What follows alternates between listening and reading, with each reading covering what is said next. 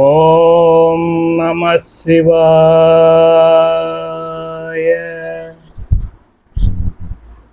எல்லாம் அல்ல பரம்பொருள் ஈசன் எம்பெருமான் துணை கொண்டு உன்னால் படைக்கப்பட்ட இந்த சிற்றுவரையும் காத்து ரட்சிக்கு இந்த உலக அனைத்தும் எப்பொழுதும் ஆனந்தமாக இருத்தி வைப்பாய் என் இறைவா.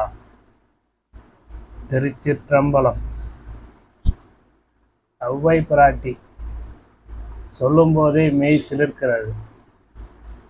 தனக்காக வாழாமல் தான் அறிந்த உண்மைகளை இன்றளவும் பேசி வழிநடத்த வழி செய்த நம்ம அன்னையை பாதம் தொட்டு வணங்குகிறேன். விநாயகப் பெருமானை துதிக்கும் ஒரு பாடலாக அவர் பாடியது,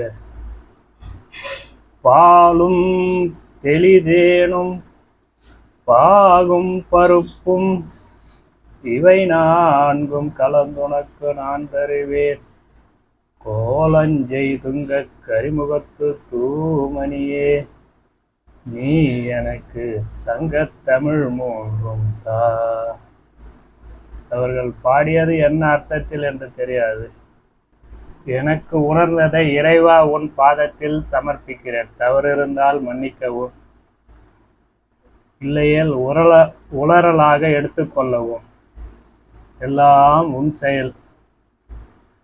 பாலும் என்று கூறுவது பாலாகப்பட்டது தண்ணீரை தவிர வேறெதையும் தன்னகத்தே சேர்த்து கொள்ளாது. அப்படி வேறேதாகிலும் சேர்ந்தால் தன்னகத்தை விட்டு வெளியேறிவிடும். அதுபோல பாலாகப்பட்டது அதை நைய உருக்கி அதை காய்ச்சி தயிர், மோர், வெண்ணெய், நெய் என பல ரூபத்தில் தன்னை பயன்பட வைக்கிறது. இதுபோல நாம் பாலாக இருந்து மனதை பாலாக நிறுத்தி இறைவன்பால் அன்பை பால் போல் வெண்மையாக தூய்மையாக நிறுத்தி தெளித்தேனும் என்றால் தெளிந்த தேனாக நான் கருதுகிறேன். தெளிந்த தேன் என்பது தெளி என்ற வார்த்தைக்கு தூய தண்ணீர் என்பது தேங்காயில் இருக்கும் இளநீரில் இருக்கும் இயற்கை எண்ணெயாய் படைக்கப்பட்ட தூய நீராக கருதுகிறேன். தெளி என்பது அதுதான் எனக்கு தெரிகிறது. தெளிந்த என்பதை விட தெளி என்பது அதுதான் எனக்கு தோன்றுகிறது. அதுபோல் தேன், தெளிந்த தேன் மலர்களிலிருந்து சிறு சிறு துளிகளாக பல முயற்சி கொண்டு தேனீக்களால் சேமித்து வைத்த தேனை, தெளிந்த தேனை, பாலும் தெளித்தேனும் பாகும் என்றால் வெண்பொங்கல் அப்படி என்று தோன்றுகிறது. அரிசி, வெல்லம், பருப்பு போட்டு நெய்யை ஊற்றி இறைவனுக்காக படைக்கப்பட்ட பிரசாதம் என்று சொல்வார்கள். பாகும் என்பது அதுதான் என்று நினைக்கிறேன். பருப்பும் சேர்த்து, பருப்பு என்றால் தானிய வகையில் உயர்ந்தது, சைவத்தில் சிறந்தது. சைவம் என்றால் பருப்பை சார்ந்துவிடும், அதனுடன் அசைவத்தை சேர்க்க முடியாது. அதனால்தான் பருப்பை சேர்த்திருக்கிறாள் போல் நினைக்கிறேன். ஓம் நம சிவாய. இதே போல பாலும் தெளிதேனும் பாகும் பருப்பும் இதை என் வாழ்நாளில் அறம் பொருள் இன்பம் வீடு, அறமாகிய பாலை, பொருளாகிய தேனை, இன்பமாகிய பருப்பு படையலையும் வீடாகிய கலந்து உனக்கு அறம் பொருள் இன்பம் வீடு, பாலும் தெளிதேனும் பாகும் பருப்பும் இவை நான்கும் கலந்து வீடு பேர் அறையவும்,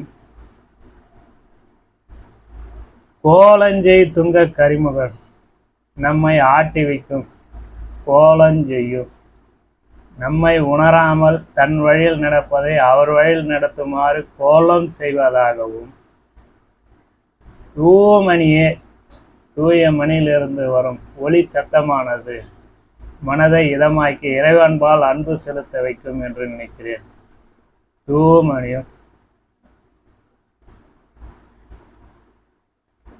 நீ எனக்கு, நீ என்றால் ஒருமையில் இறைவனை அழைக்கிறார் என்று நினைக்கிறேன்.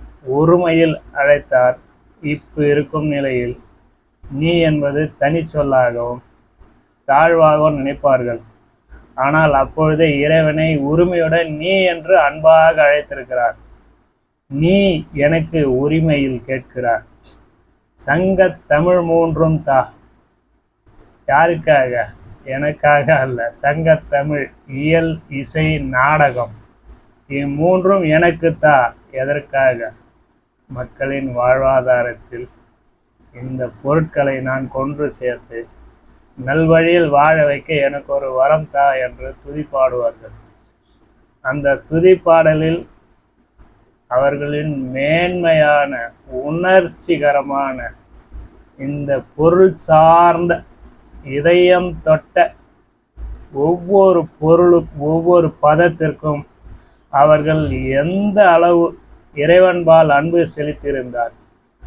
அன்பு செலுத்துவதோடு மட்டுமல்லாமல் உரிமையில் அவர் எனக்கு தர வேண்டி கேட்டிருந்தார்.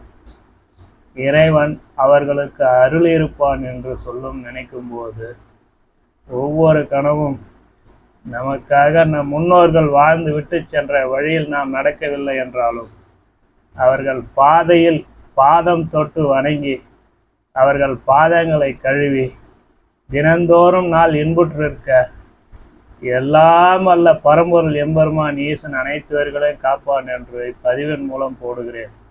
எல்லாம் அவன் செயல். ஓம் நம சிவாய.